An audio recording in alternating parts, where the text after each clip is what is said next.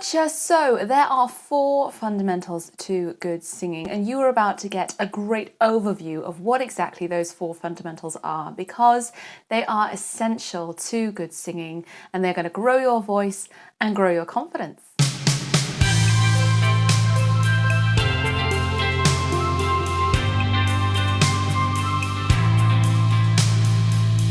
Okay, so what exactly are these 4 fundamentals and why are they so essential to good singing? Well, fundamental number 1 is power, powering that sound, and we get the power from our lungs because we can't make sound without the breath that carries through. And so, first fundamental, power through the lungs. That's what we'll talk about first. Second fundamental is controlling that sound, and you control it through shaping the vowels in your throat, in your larynx, at the back of your throat, everything that's happening inside, deep inside your mouth. That's where we can control that sound. Then we move on to number 3, which is communicating that sound. It's the words. It's where the consonants interrupt the airflow and can trip us up, but it's getting the message of the song across to our audience. And as well as that, it's also things like how our face is functioning, how our eyes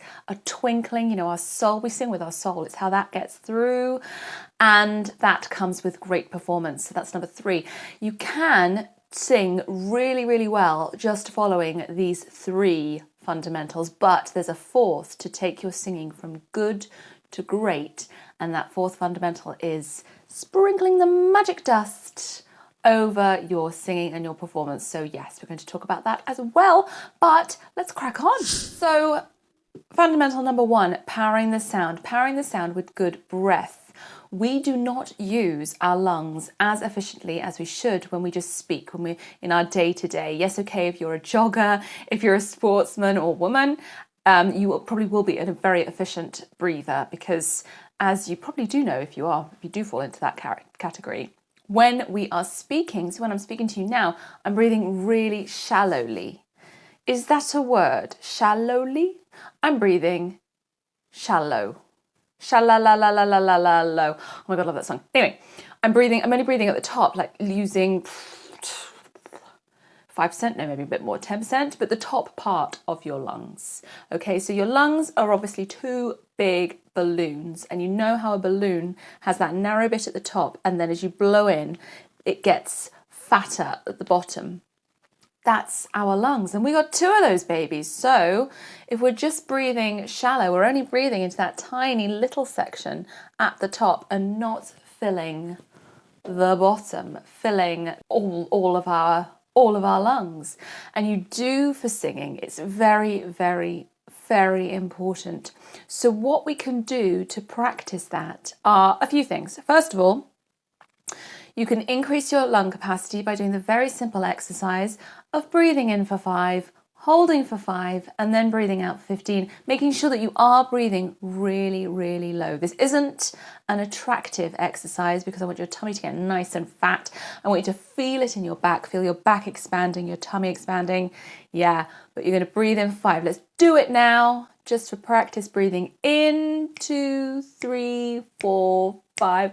Hold, 2, 3, 4, 5, and out. 2, 3, 4, 5, 6, 7, 8, 9, 10, 11, 12, 13, 14, 15.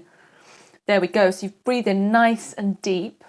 You've controlled that breath, controlled that out breath, because that is where the power aspect comes from. You're not going to just breathe in and go because that's not going to make a sound. We need to control that out breath. So what do? We engage all of our tummy muscles around the bottom of our lungs. Okay, when we breathe in, there's this thing called a diaphragm. That's an involuntary muscle, meaning that we've got no control over it. But that expands downwards to make space for the air to go into our lungs. And then as we breathe out, the diaphragm rises back up. We want to do all that we can to keep that diaphragm expanded for as long as possible. Keep air in our lungs. Keep that feeling of a full breath of air for as long as possible. I had a teacher once, very famous opera singer, he described it as riding on a cushion of air as you sing, keeping that cushion, that resting place throughout all of your singing. And that's a good tip. Another cool exercise that you can do to find this and build strength is to put your hands low down in your tummy, in line where your tummy button is, and just pretend that you're a train. Do some choo-choo train sounds.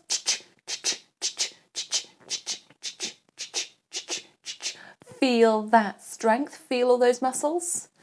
We may not have control over our diaphragm, but we can control what I call the powerhouse. So all of our abdominal muscles round there, nice and low, are kind of low muscles, if you know what I mean. Those two, lower back, yes, our bum muscles too, we can control those. And they, when all put together, do help slow that speed of air. It takes time and it takes practice, because obviously you need the air to flow fast enough to get those vocal cords vibrating efficiently, but you don't want to be running out of air at the end of all your phrases. You should really still have air. You should get to the end of your song, end of your phrase, end of your verse, end of your sentence, and still have enough air to do it all over again. I've seen singers do laps and then sing immediately when they are completely out of breath. And because they're trained in practice, they can do it. So yes, have patience. Keep just gently feeling your breathing lower down, and I promise you, yes, it will get stronger. So that was powering that sound, because like a car needs petrol, we need air to power our sound. But now we've got the power, we need to control it. And we do that with the vowels, because the vowels don't have any silly pesky consonants to trip us up. We'll be talking about those a little later on. In English, we have 5 vowels: A, E, I, O, U.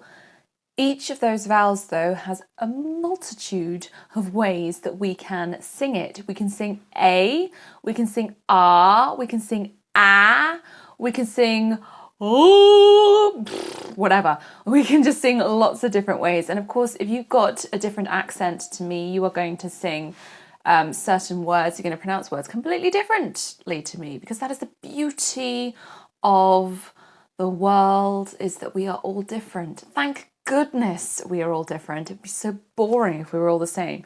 So when it comes to vowels, the rule of thumb is to always go for the most beautiful vowel sound for the song that you are singing, the vowel sound that shows off your voice.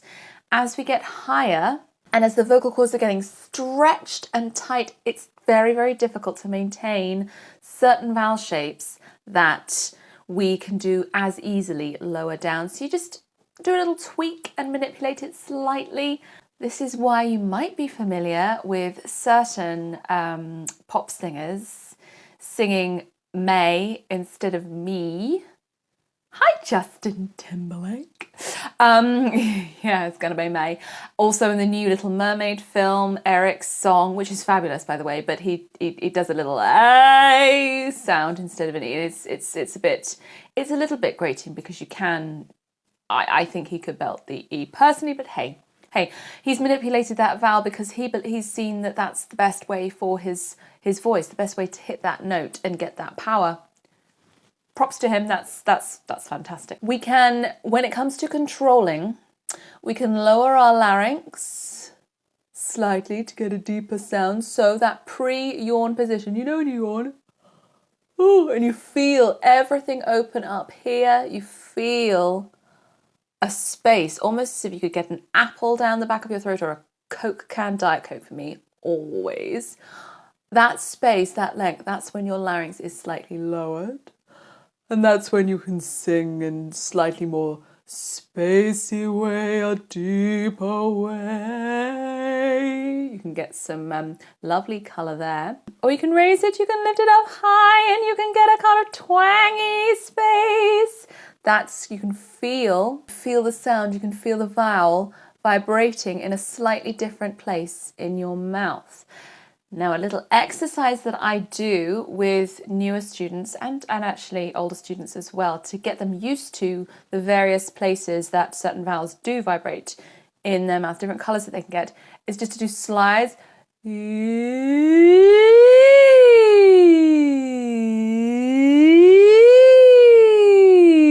And imagine a line, and imagine that the sound is travelling along that line from the back to the front, and it kind of flips forward like this.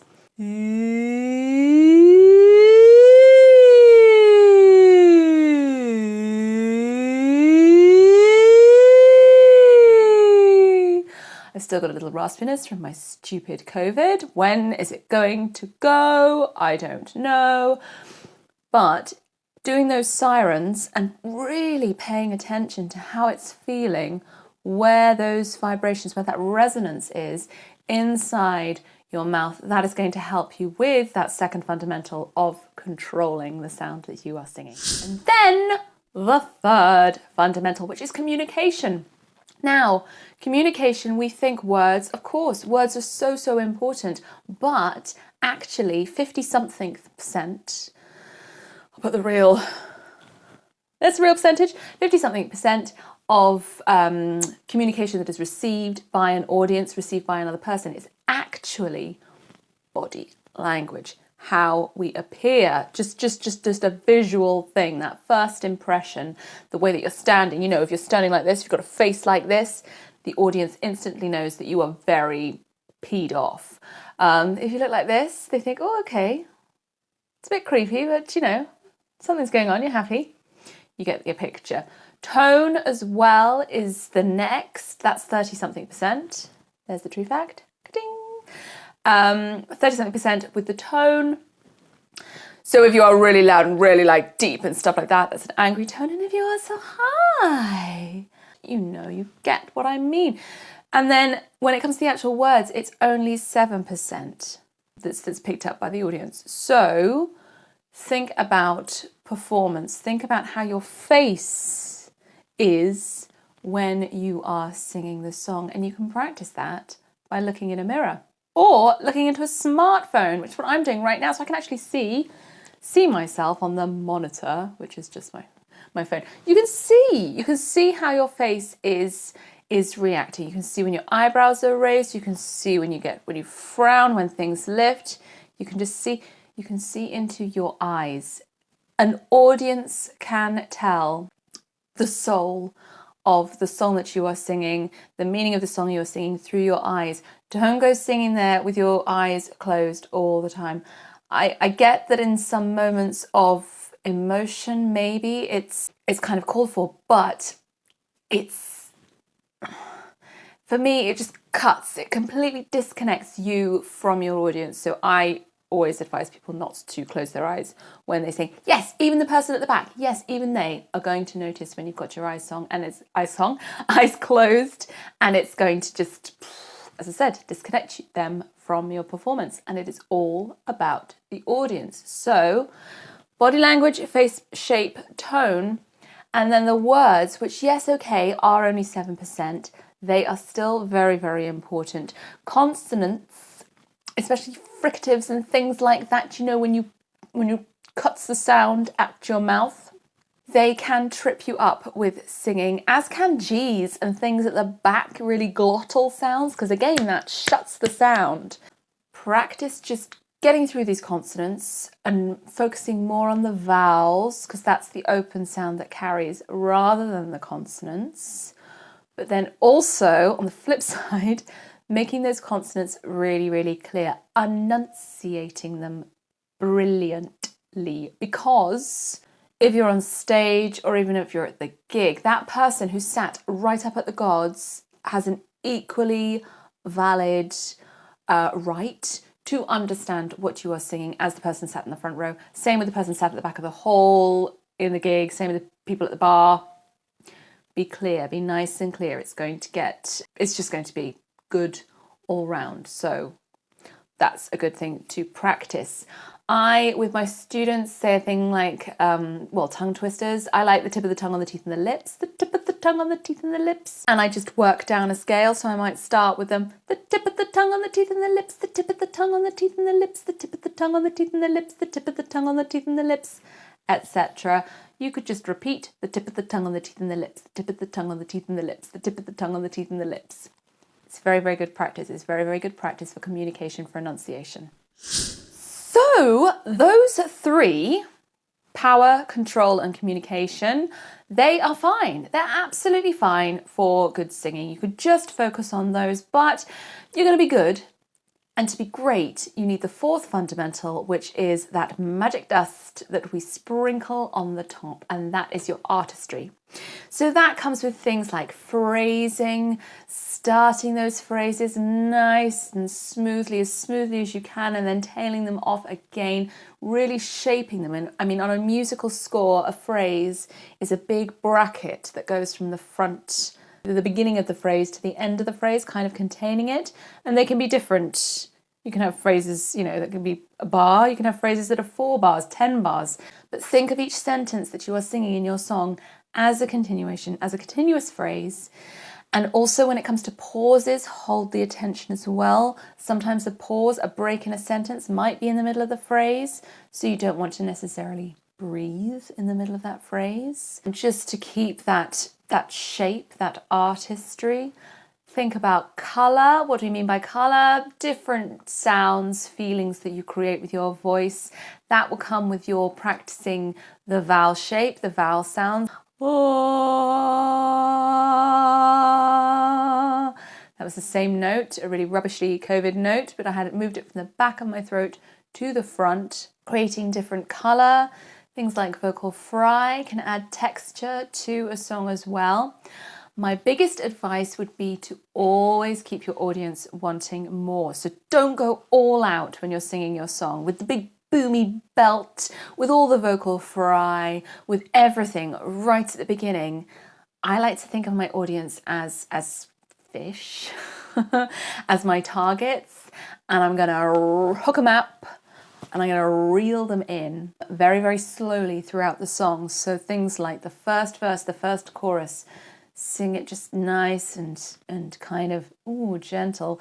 Always have somewhere to go. Always have that big moment that's just going to knock the audience off their chair, off their feet, and they'll be like, oh, wow. I mean, there's a reason why songs have that big belty moment at the end, because that's the money moment. That is the thing that we're aiming for. Taking the audience on a journey with your performance, with your voice. These are things that you get by playing. Just have a play. Don't be afraid to be ugly with your voice. Find some ugly sounds, because there's real beauty in ugly sounds. You can find different places and like different exciting stuff. Again, you're not going to sing the whole song in that ugly way, but you might just sprinkle some little magic dust in a future performance in a song. Play, experimentation, all good. So there you go. There was a brief overview of the 4 fundamentals for good singing. I hope that you have enjoyed that video and taken something away to help you with your singing practice, to help you grow your voice. If you have enjoyed this video, please do the YouTubey things, liking, follow me for more content, share, etc. Spread the word. But I will sing with you soon. Bye!